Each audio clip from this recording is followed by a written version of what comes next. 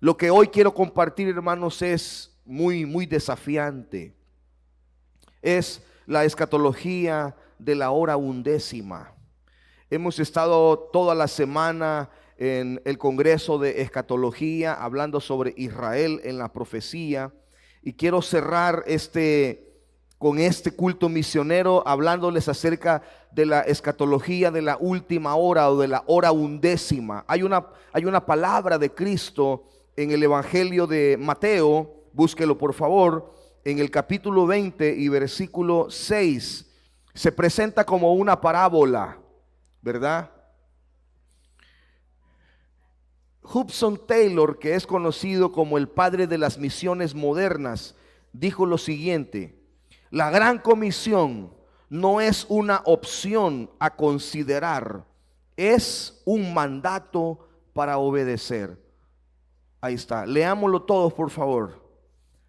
La gran comisión, repítalo conmigo, la gran comisión no es una opción a considerar, es un mandamiento para obedecer. Amén. Entonces vamos a ver la escatología de la hora undécima. Leo solamente el versículo 6 del capítulo 20 para que usted inmediatamente entienda o recuerde, mejor dicho, cuando Jesús comenzó a hablar acerca de la parábola de los obreros de la viña. Dice el versículo 6: y saliendo cerca de la hora undécima, halló a otros que estaban desocupados y les dijo: ¿por qué estáis aquí todo el día desocupados? Le dijeron: porque nadie nos ha contratado. Y él les dijo: id también vosotros a la viña y recibiréis lo que sea justo. Cuando nosotros recordamos esta parábola de los obreros de la viña, nos damos cuenta que inicia diciendo que el reino de los cielos es semejante a un hombre padre de familia que salió por la mañana a contratar obreros para su viña. Así inicia el pasaje bíblico. Un padre de familia preocupado por la cosecha de su finca salió a buscar trabajadores porque se dio cuenta que la hora de cosechar, la hora de segar, la hora de recoger los frutos del trabajo había llegado. Y él consideraba que no tenía el suficiente personal para ir y poder recolectar todo lo que había sembrado y lo que había trabajado.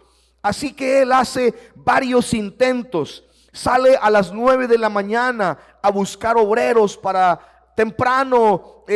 En la mañana sale a buscar obreros, al mediodía sale a buscar trabajadores, luego a las 2 de la tarde, luego a las 3 de la tarde, y la hora laboral en los horarios bíblicos era a las 6 de la tarde. Esa era la última hora en la que se trabajaba, porque el sol ya estaba ocultándose. Entonces la hora undécima es las 5 de la tarde. La hora undécima representa las 5 de la tarde. O sea que era tanta la preocupación del padre de familia que no le importó que aquellos solo trabajaran una hora. Pero dice: todavía necesito más trabajadores. Entonces esto tiene un carácter profético obligatoriamente, porque representa los últimos esfuerzos de la iglesia para completar la misión que Dios nos ha dado. El término la hora undécima se usa para describir una oportunidad última, de último minuto. Una oportunidad de último minuto, un momento decisivo en la vida de la iglesia y de cada cristiano. Como si se nos dijera: tenemos nada más un minuto, tenemos un corto tiempo para lograr la meta que tenemos que alcanzar.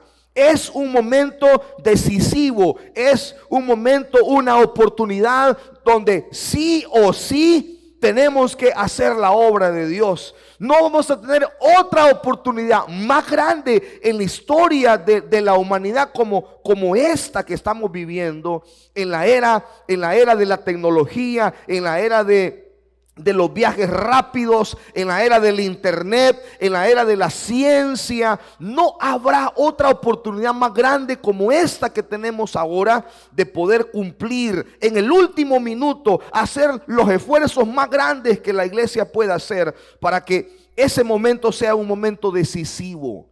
Nuestros muchachos aquí, nuestros jóvenes en la iglesia deben de saber que a lo mejor estamos en un momento decisivo para ellos.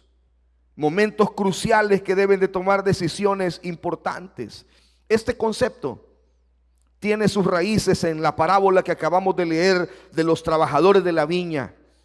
En el Evangelio de Mateo vemos esta parábola y vemos los esfuerzos que el padre de familia, que representa a Dios mismo en la parábola, el padre de familia está haciendo esfuerzos gigantescos para poder cumplir la misión. Yo estoy haciendo mi parte. No sé si usted está haciendo su parte. En la vigilia del viernes yo les contaba a los hermanos sobre lo gratificante que es para uno de pastor ver el fruto del trabajo, ver los cambios que Dios hace en la persona. Uno solo pone un poquito de esfuerzo, pero el resto, el 99% lo hace el Espíritu Santo, tocando los corazones y cambiando por medio de la palabra de Dios. Entonces, en un sentido escatológico, orientado a las misiones, la hora undécima significa, léalo conmigo, significa toda decisión. Digan conmigo decisión. Esfuerzo, digan conmigo esfuerzo. De último minuto, enfocado en completar la tarea restante en la predicación. La hora undécima representa toda decisión y esfuerzo de último minuto, enfocado en completar la tarea restante en la predicación del evangelio. Si nosotros estamos predicando que estamos en los últimos tiempos, si estamos viendo las profecías cumplirse en nuestro rostro, en nuestra cara, frente a nosotros se están cumpliendo muchas profecías y decimos, y la gente nos escribe y nos dice, ¿verdad, pastor, que estamos en los últimos tiempos? Las profecías cumpliéndose. ¿Qué piensa de esto, pastor? ¿Qué piensa de lo otro? Y la gente en general está convencida, las personas están convencidas en general que definitivamente estamos en los últimos tiempos. Las personas están convencidas de que vivimos la era de la última estafeta que vamos a compartir con alguien más. Pero la realidad es que estamos muy lejos de tener decisiones tan fundamentales relacionadas a la predicación del evangelio, como si no estuviéramos viviendo los últimos minutos de la predicación del evangelio. Entonces yo los quiero llevar hacia la actitud que la iglesia debe de tomar en cuanto a comprender la gran comisión. Debemos de comprender lo que significa la gran comisión. Muchos de nosotros hemos leído Mateo 28. Algunos aquí lo podemos de memoria. Mateo 28 lo podemos de memoria. Lo que conocemos como la gran comisión, pero hemos comprendido lo que significa la hora undécima. Hemos comprendido que estamos a las 5 de la tarde, casi para que el día se acabe. Y si no tenemos los suficientes obreros para recoger la cosecha se va a echar a perder. Estamos comprendiendo los esfuerzos gigantescos que la iglesia está haciendo para entender la gran comisión. Hay muchas en esta iglesia que lo han comprendido. Muchas personas que han comprendido que estamos en la hora undécima. Y como a lo mejor ellos no pueden ir al campo misionero porque ya no les da la edad. A mí ya no me da la edad para hacer el campo misionero, aunque mi esposa dice que quiere irse a África. Yo le digo que le vaya bien, que Dios la bendiga. Pero yo no se puede ir sin mí. Entonces Dios tiene que hacer algo para llevarme a mí a África. Pero por ahorita, este negro se queda aquí por ahorita. Hasta que Dios nos diga lo contrario. Pero Cada quien deberíamos de estar haciendo algo en el cumplimiento de la gran comisión. Su parte. Aprendí algo de un gran misionero hace algunos días atrás. Él estaba diciendo, por favor no prediquen, decía él. Misiones se hace de 4 maneras: yendo, orando, ofrendando, enviando y no estorbando. O algunos le ponen una quinta, ¿verdad? No estorbando. No prediquen eso, por favor, decía él.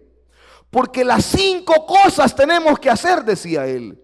Misiones es hacer las 5 cosas. Uy, dije yo, es cierto.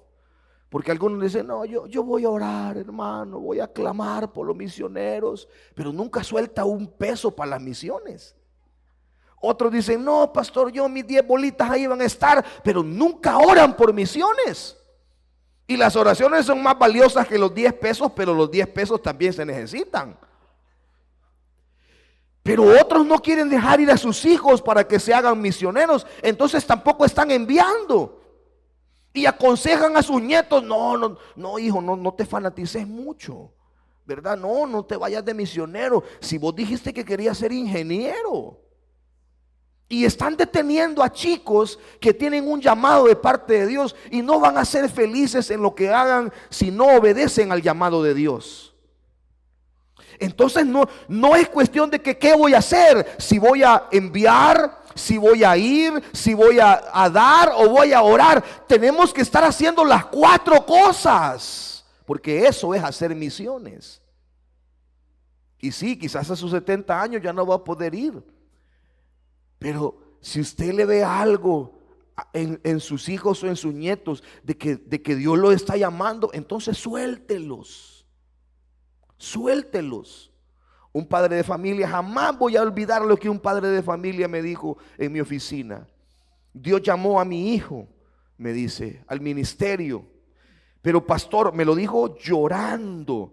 Pero pastor, me dijo, mi anhelo es que yo quería ir con él cuando yo fuera un anciano, un viejito. Mi sueño era verlo un profesional y que él me llevara al barbero para ir a cortarnos la barba y el cabello. Ese era mi anhelo, dice él. Ver a mis nietos crecer junto a mí y todo eso. Sí, claro, todos tenemos ese anhelo. Todos deseamos que nuestros hijos un día sean nuestros bordones, que nos anden llevando para un lado y para otro. Pero él estuvo dispuesto a decir, pero yo entiendo que Dios lo ha llamado y si no tengo ese privilegio, pues que le sirva al Señor toda su vida. Si él es del Señor, entonces que le sirva al Señor. Eso es enviar. Eso es enviar. Debemos de comprender, por lo tanto, la gran comisión.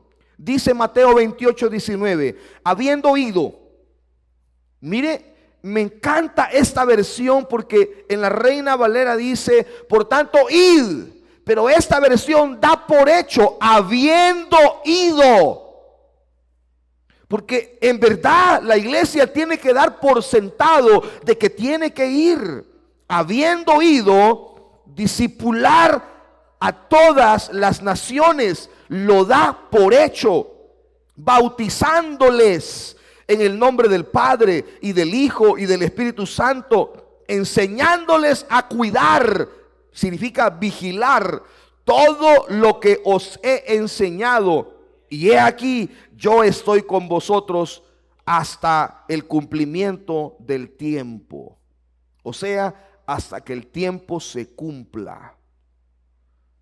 Los misioneros, los que tienen fuertes estudios en el área misionera, analizan este versículo como el cumplimiento del tiempo es hasta que la iglesia cumple su propósito de evangelización y llega hasta el último rincón del mundo. Yo he discutido esto, pero quisiera creer que lo logramos. Quisiera creer que llegamos hasta lo último de la tierra. Quisiera creer que va a haber un gran avivamiento a nivel mundial y que todas las iglesias se van a despertar a la obra misionera y van a comenzar a enviar, van a comenzar a orar, van a comenzar a ofrendar y van a comenzar a promover, a movilizar la obra misionera, un despertar misionero en todas las iglesias a nivel mundial. Y así sí lo podemos lograr, uniéndonos todos, dejando de pensar egoístamente, diciendo, pero es que aquí tenemos necesidades también. Sí, tenemos necesidades. Con todo lo que nosotros ofrendamos a misiones mensualmente, porque yo, hermanos, de verdad quisiera tener una pantallota aquí, ¿verdad? Grande, así. Cuesta como $18,000. Pero con todo lo que ofrendamos, en unos 6 meses ya la hubiéramos comprado. Pero yo, en lugar de tener una pantalla aquí, prefiero sostener 38 misioneros en el campo, ¿verdad? Definitivamente que sí. Sería bonito, ¿verdad? Pero los volados se arruinan, se deterioran. Y los misioneros, las almas son más importantes. No estoy criticando que una iglesia tenga algo como eso. Está bien, yo creo que está bien. Pero si están teniendo ese tipo de cosas en sus iglesias, sacrificando los recursos que van para misiones, están en pecado. Oigan lo que le estoy diciendo, están en pecado. Sí, están en pecado.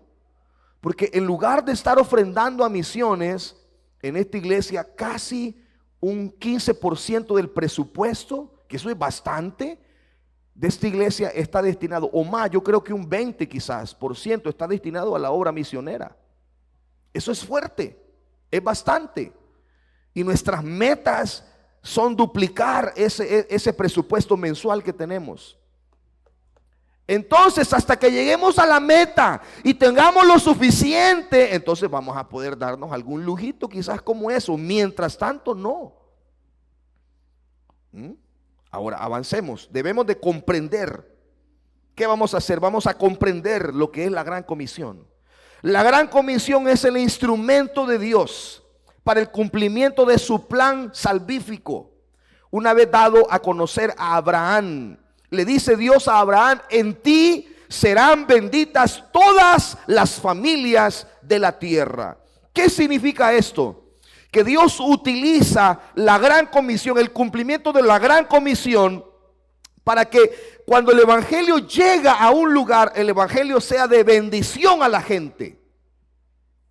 Que la gente diga: desde que yo conocí el evangelio, soy la persona más feliz de esta tierra. Por primera vez duermo en paz desde que conocí el evangelio. Lo que pasa es que hoy estamos diciéndole a la gente es que si usted conoce el evangelio va a ser próspero, va a tener dinero. Hermano, eso no es cierto en su totalidad.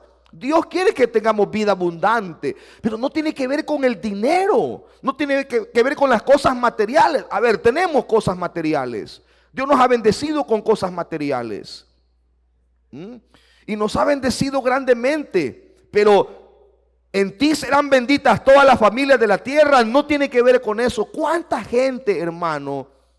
Escuchaba yo el testimonio de un hermano que me dijo: desde que yo estoy congregándome, en un 95% los problemas matrimoniales que yo tenía se han resuelto, dijo él. Eso es la bendición del evangelio, hermano. Esas son las bendiciones que usted y yo deberíamos de estar viviendo. Desde que yo conozco el evangelio, duermo en paz, duermo tranquilo, tengo paz en mi corazón.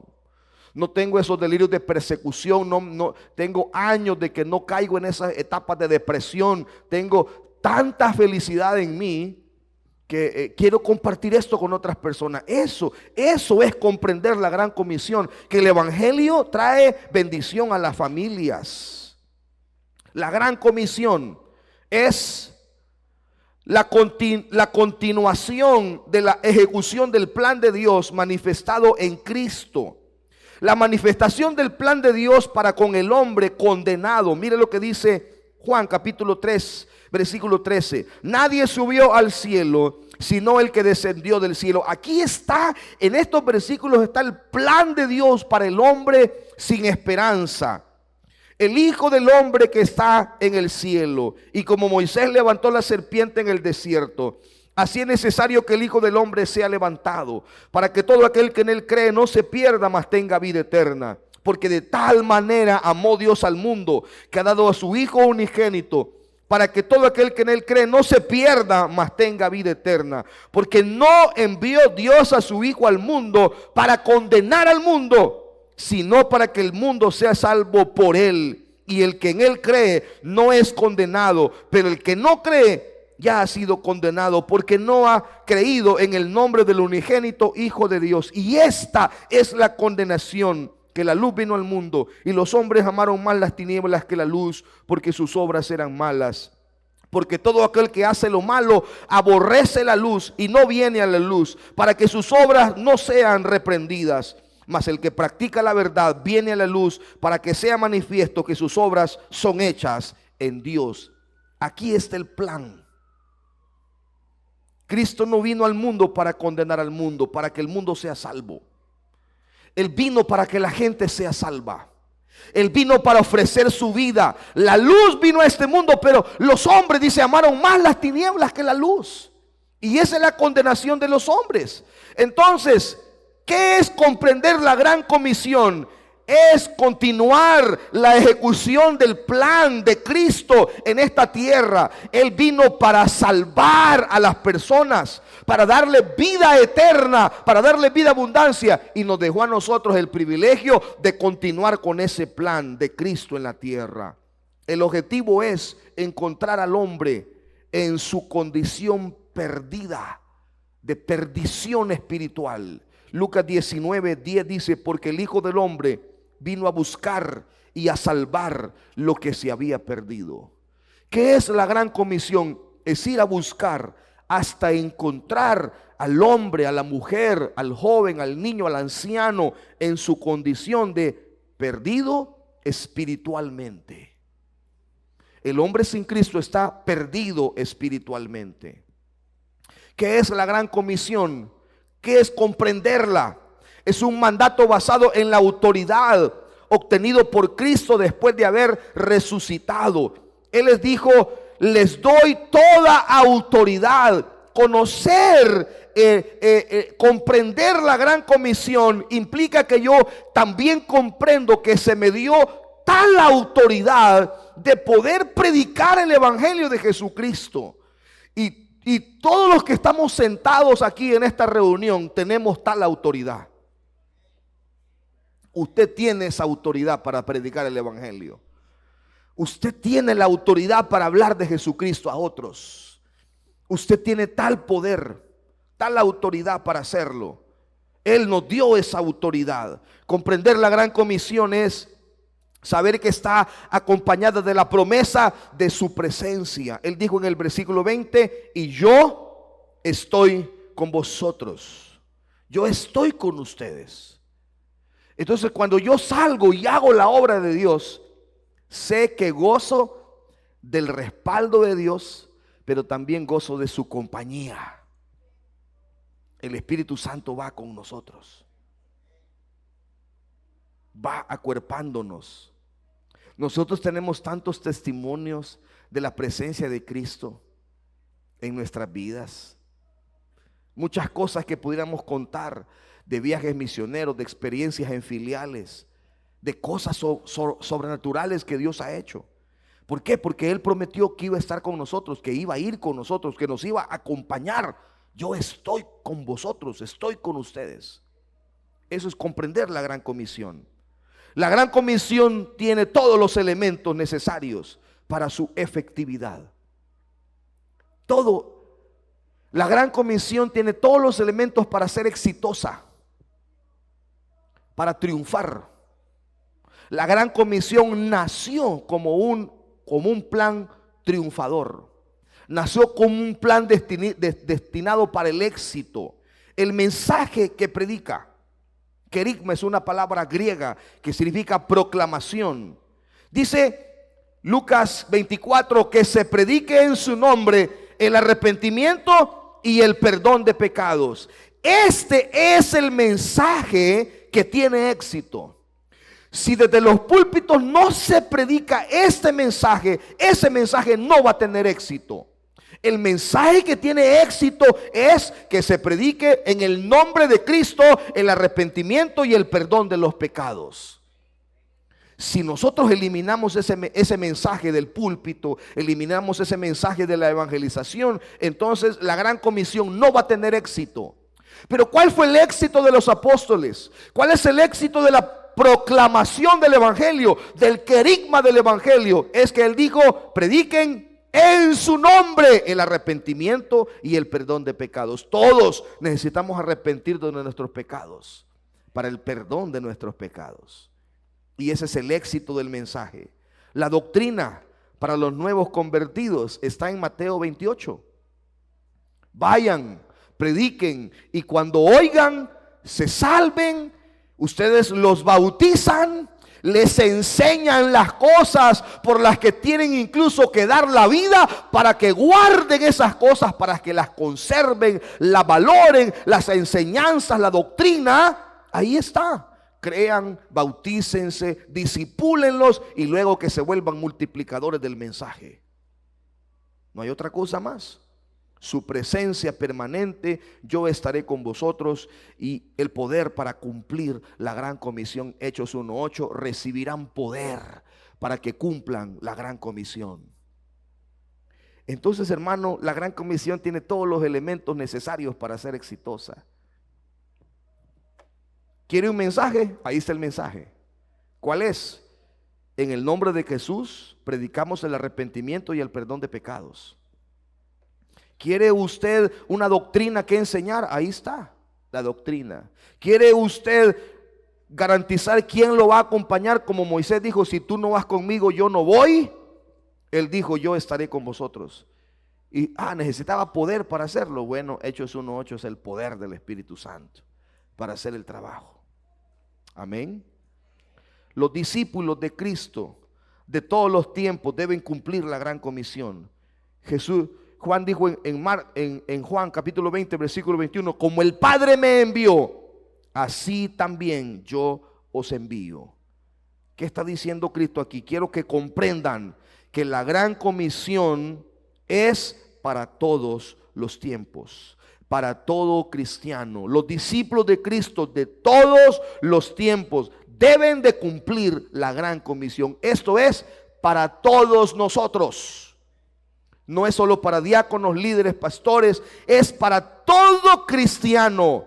Él le dijo: como el Padre me envió, así también los envío hoy yo a vosotros. Esta gran comisión es para todos nosotros. La realidad actual del mundo, a medida nos adentramos en los principios de dolores, ¿cuál es la realidad que el mundo tiene hoy en día? ¿Qué vemos en el mundo hoy cuando salimos a la calle o vemos las noticias? ¿Cómo está el mundo en relación a el panorama escatológico que llamamos como principio de dolores?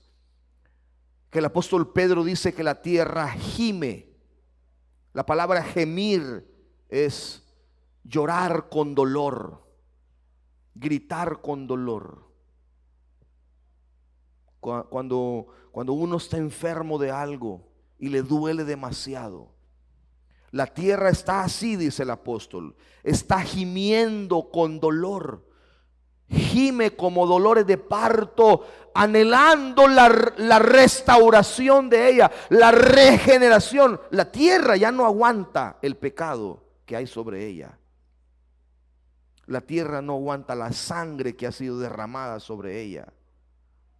La tierra no aguanta el dolor que le ha causado el pecado del hombre sobre ella. Entonces, ¿cuál es la realidad del mundo actual a medida nos adentramos en este llamado principio de dolores? ¿Y cuál debe de ser nuestra respuesta como iglesia? Hermanos, estamos enfrentando enfermedades desconocidas y pandemias. Yo he hablado con médicos de esta iglesia que dicen, no, lo que pasa es que hay enfermedades que no sabemos cómo, no sabemos qué son. Entonces todo es viral ahora. ¿Qué tengo, doctor? Bueno, un virus le ha llegado, ¿verdad? Eh, Ellos no pueden hacer otra cosa. Hay enfermedades que no son tan fáciles de diagnosticar. Cada vez los virus son más resistentes a los medicamentos. Cada vez en cada lugar del mundo nacen nuevas enfermedades, mutan las enfermedades, se hacen resistentes a los antibióticos. Y esto cada vez es más frecuente, más frecuente, más frecuente. Nosotros nos escandalizamos con el tema del COVID, pero hoy que usted va al hospital y dice, tiene COVID, no vamos a entrar en una cuarentena porque ya es una enfermedad que vino para quedarse. Ya es parte de la lista de enfermedades que el Ministerio de Salud tiene que atacar. Ya es algo cotidiano. ¿Qué más? Plagas. Tremendo. Ruina familiar. Estamos en la era que dijo Mateo 24, estamos en el tiempo profético de Mateo 24, cuando Jesús dijo, como en los días de Noé, así será la venida del Hijo del Hombre, donde estarán casándose y dándose en casamiento. Cuando usted analiza la palabra griega de esa expresión, no es otra cosa más que viene un tiempo como en los días de Noé, donde la gente se casaba y se divorciaba, se volvía a casar y se volvía a divorciar 4, 5, 6 veces. Estamos en esa época. ¿Se recuerdan cuando hablamos de las estadísticas de divorcio a nivel de la iglesia cristiana evangélica? El 70% de los divorcios que ocurren en este país son cristianos. Eso es escalofriante. Ruina familiar. Matrimonios de apariencia que están viviendo bajo el mismo techo, pero no se llevan. Hijos que odian a sus papás. Padres que no están ejerciendo la paternidad, la maternidad que Dios les mandó a hacer. Hijos que están deshonrando horriblemente a sus padres, que están totalmente en rebeldía, en desobediencia. Aunque han tenido buenos padres, no han valorado lo que sus padres han hecho por ellos. Esa es parte de la ruina familiar. Y nos estamos enfrentando a eso. Usted sale a la calle y se topa con esa ruina familiar. Escasez en la economía familiar y la pobreza. Abandono, soledad y depresión. Cada vez yo estuve estudiando una maestría el año pasado, y nos decía el profesor que nos estaba compartiendo una materia de administración eclesiástica, nos decía, viene un tiempo donde la iglesia va a tener que tener programas fuertísimos para ancianos, porque cada vez va a ser más frecuente que los hijos abandonen a sus padres ancianos. Sus padres ancianos van a ser una carga para ellos, una maldición en lugar de ser una bendición. Pero nosotros los cristianos no debemos de abandonar a nuestros padres. Gracias por sus amenes. Abandono, soledad, depresión, cada vez más frecuente vemos esto. Una generación cuyo Dios es su propio placer. No hemos tenido en la historia de la humanidad una generación tan amadora de su propio cuerpo, de su propio placer como esta. Gran crisis geopolítica, guerras, inestabilidad. En Europa cada 3 años vive una inestabilidad terrible geopolíticamente hablando.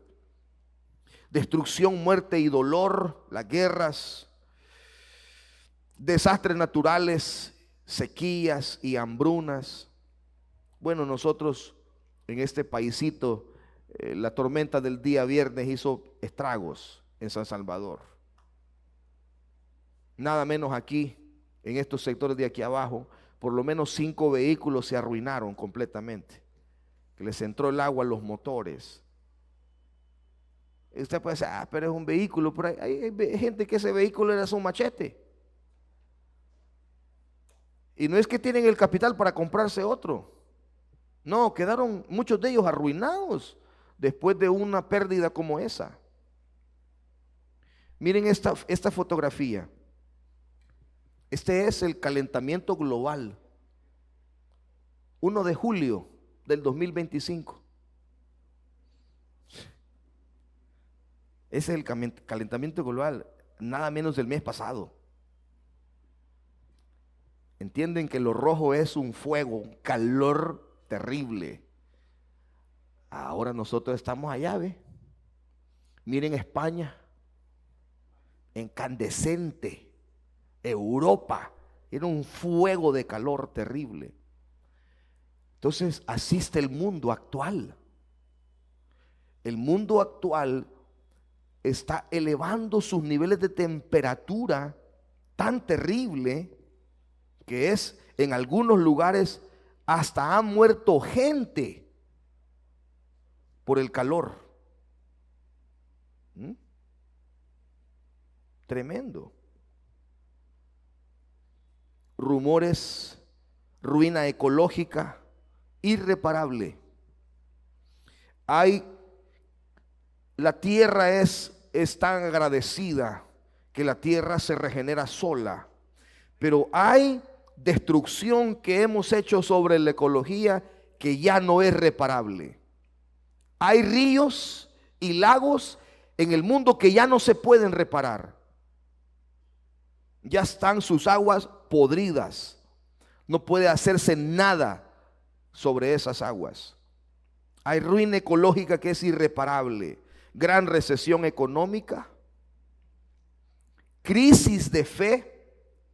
Sentimiento de abandono de parte de Dios y pérdida de fe. O sea, cada vez más cristianos están sintiendo que Dios los ha abandonado.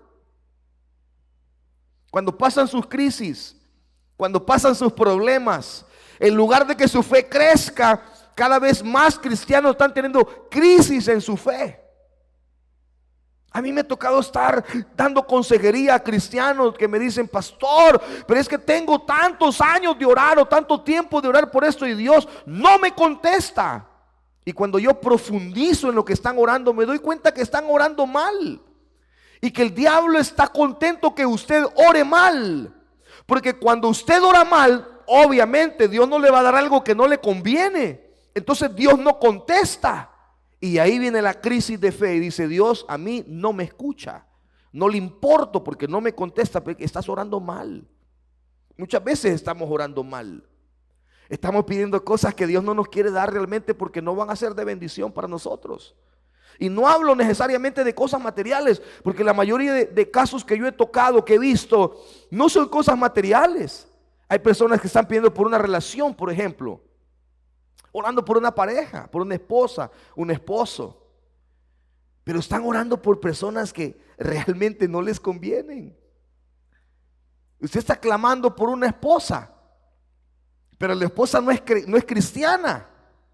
Y está orando por su compañera de trabajo que le gusta, Señor, dámela como esposa. Pero la muchacha no es cristiana. Le gusta el trago, le gusta el baile. Entonces es más fácil que ella se lo jale a usted para el mundo que usted se la jale para la iglesia. Y por eso Dios no le ha contestado. Por eso no hay respuesta. Y por eso viene la crisis de fe cuando no hay respuesta. Abandono de la fe, apostasía, cada vez es mayor el número de personas que abandonan la fe. ¿Cómo cumplir la gran comisión? En la hora 11. Y esto es lo más importante de este mensaje. ¿Cómo cumplimos la gran comisión en la hora 11? El último chance, el último minuto, la carrera final. ¿Saben ustedes que las carreras de relevo Normalmente en las carreras de relevo, si mi memoria no me falla, creo que compiten 5 personas. 5 personas. Entonces tienen que darle ciertas cantidades de vueltas a un estadio. ¿Saben a quién ponen de primero y a quién ponen de último en esas carreras? A los más veloces, a los más rápidos. El más rápido ya corrió. La generación de los años 30 fue la generación más rápida que tuvimos.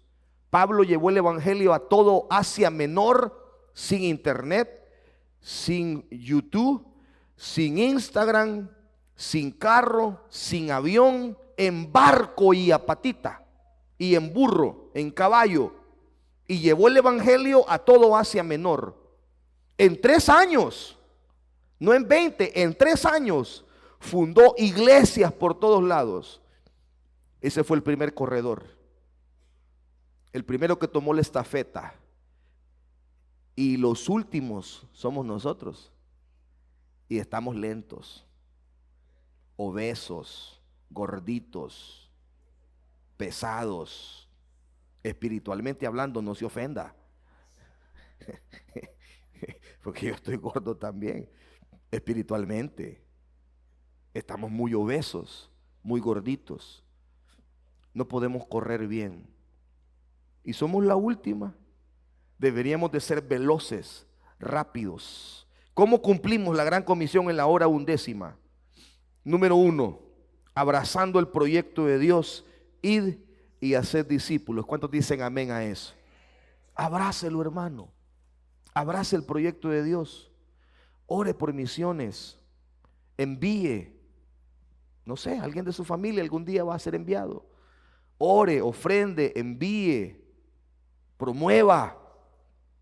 Planifique su vida. Oigan esto, para los jóvenes que están aquí, para los hermanos adultos también. Planificar la vida y hacer ajustes en función de cumplir la gran comisión. Me gusta cuando un chico me dice: voy a estudiar esta carrera para poder servirle a Dios con mi carrera. ¿Qué está haciendo ese muchacho?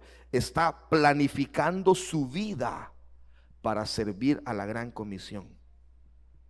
¡Qué locura! No está diciendo: voy a estudiar esto, pastor, porque dicen que aquí se gana bien, se hace buen billete con esta carrera. No, están planificando su vida. Hay una chica en Cefad que es arquitecto. Ella estudió arquitectura y su sueño era: voy a ser misionera para construir templos. Ella va, creo que la tuvimos predicando aquí hace unos 3 meses. Ella va para, ayúdenme, ¿dónde están nuestros amigos? En África construyendo templos. Ademir López, ayúdenme. En Costa de Marfil. Ella va para Costa de Marfil a poner su carrera a servicio del Señor. Dios le regaló esa ingeniería y ahora va a servirle al Señor. Planifique su vida. Haga ajustes en función de la gran comisión.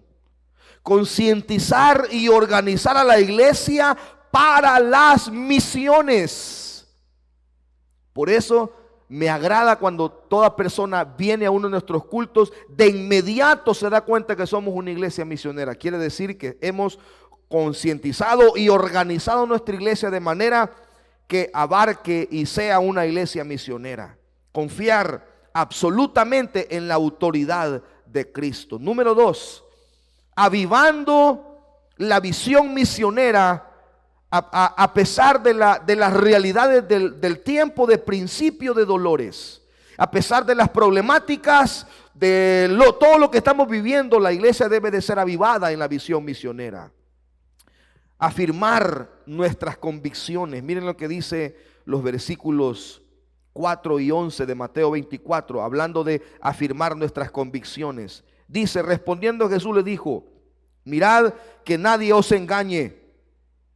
Mirad que nadie os engañe. Afirmen sus convicciones para que nadie los engañe, para que nadie les susurre al oído y les diga: mirá, si ese volado de hacer misiones, no, que nadie los mueva de lo que han creído. Versículo 11 dice: muchos falsos profetas se levantarán y engañarán a muchos. Pero si usted tiene firmes sus convicciones, nadie lo va a engañar. Así se oiga bonito, así salga por televisión o por radio. Usted sabe en quién ha creído y a quién ha creído, y tiene firmes sus convicciones en el Señor. No dejarse amedrentar o tener miedo. Versículo 6 dice: y oiréis de guerras y rumor de guerras, y mirad que no os turbéis, porque es necesario que todo esto acontezca, pero aún no es el fin.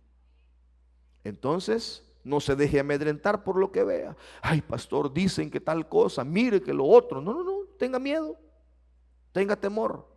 No permita que se enfríe su amor. Versículo 12: y por haberse multiplicado la maldad, el amor de muchos se enfriará. Yo me he topado con personas que me dicen: ¿sabe por qué, pastores sobre todo? ¿Sabes por qué yo ya no ofrendo para misiones? Porque hay malos misioneros. Pues sí, pero el aumento de la maldad, que no enfríe tu amor. Hay otros que sí están dando todo por el todo en el campo. A esos apoyarlos. Que no se enfríe el amor solo porque se aumentó la maldad. No, no, no, no, no. Priorizar la predicación del evangelio en todas las naciones. Versículo 14: y será predicado este evangelio del reino en todo el mundo para testimonio a todas las naciones, y entonces vendrá el fin.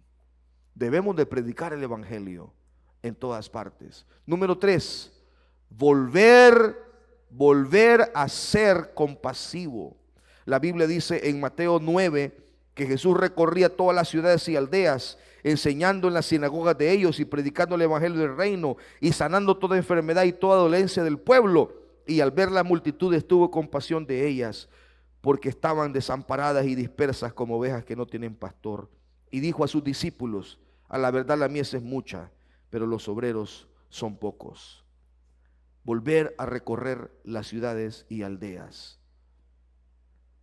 ¿Hace cuánto no sale a un hospital a orar por una persona? ¿Hace cuánto no sale a visitar a un amigo en su casa enfermo? ¿Hace cuánto no va a invitar a alguien al culto y lo espera hasta que se cambie, se bañe y lo trae a la iglesia?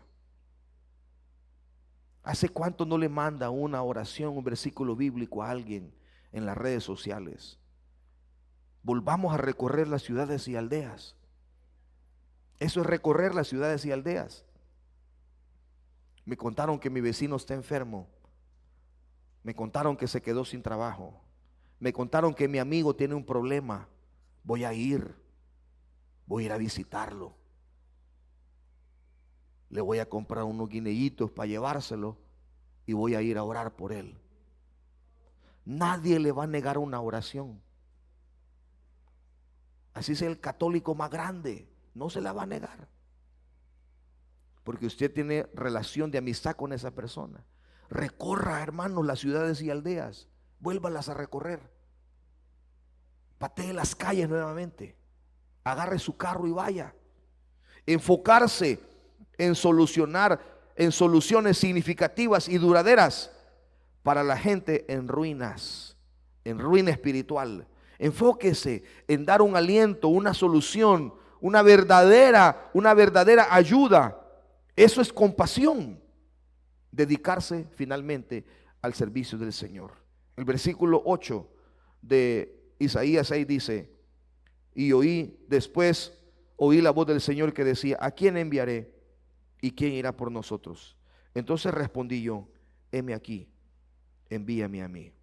La realidad del mundo de hoy exige una profunda reflexión sobre cómo usted y yo y la iglesia están cumpliendo la gran comisión.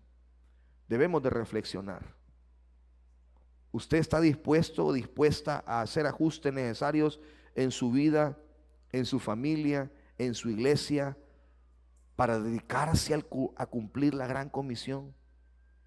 ¿Realmente estaría dispuesto a ajustar su vida, su tiempo, sus finanzas, sus recursos, su energía? ¿De verdad estaría dispuesto a hacer ajustes con tal de hacer algo más por la obra misionera? Los pastores de verdad queremos ajustar nuestras iglesias de manera que podamos hacer la obra misionera. Muchos pastores no lo quieren hacer, no están dispuestos. Pero si les dicen que les van a aumentar salario, dicen que sí. Pero si les dicen de apoyar más a la obra misionera, dicen que no. ¿Cómo es posible? ¿Cómo es posible? Ahora nosotros aquí estamos dispuestos a hacer ajustes que sean significativos. Estamos dispuestos a hacer una reflexión profunda sobre cómo yo estoy cumpliendo la gran comisión. ¿Qué más puedo hacer? Eso es algo con lo que quiero que reflexionemos ahora.